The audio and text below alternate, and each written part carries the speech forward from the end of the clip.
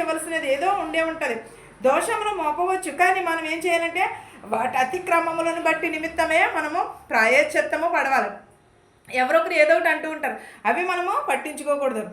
నీ ఆవరణంలో నివసించినట్లు నీవు ఏర్పరచుకుని చేర్చుకునే వాడవు ధన్యుడు. నీ పరిశుద్ధ ఆలయము చేత నీ మందిరంలోని మేలు చేత మేము తృప్తి పొందేదము. ఎవరి ఆవరణంలో? దేవుని ఆవరణంలో ఒక దినము గడుపుట 1000 దినముల కంటే శ్రేష్టం అని అంటున్నాడు. మన ఆదివారం వెళ్ళిపోతున్నాం, శనివారం వెళ్ళిపోతున్నాం ప్రార్థనకి. కానీ మన హృదయంలో ఎలా ఉన్నది? మనం నిష్ట కలిగి ప్రార్థన చేస్తే ఎలా ఉంటుంది? మనం మారు మనసు కలిగి ప్రార్థన చేస్తే ఎలా ఉంటుంది? అది అనేకమైన ఆశీర్వాదములు వస్తూ ఉంటాయి. ఒక దినము గడుపుట 1000 దినముల కంటే శ్రేష్టమని అంటున్నాడు. అంటే మనం ఒక ఆదివారం కానీ ఒక శనివారం కానీ వెళ్తే మనకి ఎంతో ఆశీర్వాదకరము, ఎంతో దీవెనకరము. కానీ మనము ఆదివారం వచ్చేసరికి ఏం చేస్తామంటే ఆ రోజునే ఎక్కడ లేని పనులన్నీ కూడా ఆ రోజునే పెట్టుకుంటాం.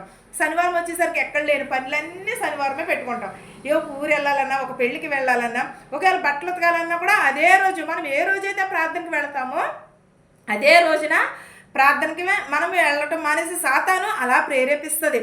ఏదో ఒక పని అదే రోజున అన్నీ కూడా మనం ప్రార్థనకి వెళ్ళాలనుకున్న రోజునే వస్తూ ఉంటాయి. కానీ అవన్నీ మనం అతిక్రమించి అవన్నీ కూడా కొట్టివేసి దేవుని సన్నిధిలో గడుపుట 1000 దినముల కంటే శ్రేష్టము.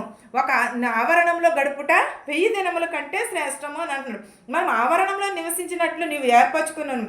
మనము దేవుని ఆలయంలో నిలబడుట మనము ధన్యులము, మనకి శ్రేయస్కరము, మనకి శ్రేయస్కరము. పరిశుద్ధ ఆలయము చేత మందిరంలో మేలు చేత మనము ఏం కలిగి ఉండాలి? తృప్తిని కలిగి ఉండాలి.